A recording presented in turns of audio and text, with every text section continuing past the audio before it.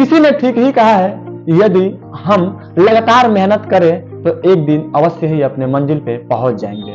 नमस्कार दोस्तों, मेरा नाम राज है। मैं एक छोटी सी कहानी आप सभी लोगों को सुना रहा हूं। एक गांव में एक अंकित नाम का लड़का रहता था। उसे दौड़ने का बहुत शौक था।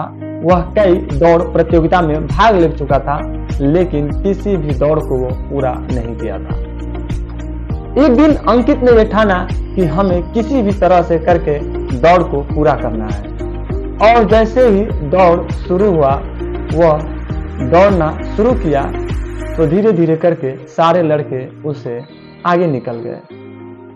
क्योंकि अंकित थक चुका था, लेकिन खुद से आवाज आई कि कम से कम तुम दौड़ नहीं सकते हो तो चल तो सकते हो ना। ठीक उसने वैसा ही किया, धीरे धीरे चलना शुरू किया। लेकिन चलने के कारण वो बहुत ज्यादा थक चुका था, जिसके कारण वो जमीन पर गिर पड़ा। फिर से उसके अंदर से आवाज आई कि हमें किसी भी तरह से दौड़ को पूरा करना है। वह उठा और लड़खड़ाते हुए कदमों से दौड़ना शुरू किया, और इस तरह से वो अंत में अपने रेस को पूरा कर लेता है।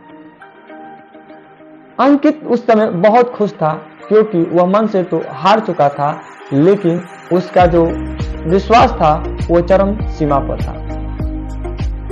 क्योंकि वो कई रेसों में हार चुका था और इस रेस को उसने जीता था। इसी तरह से हमारे जीवन में भी है।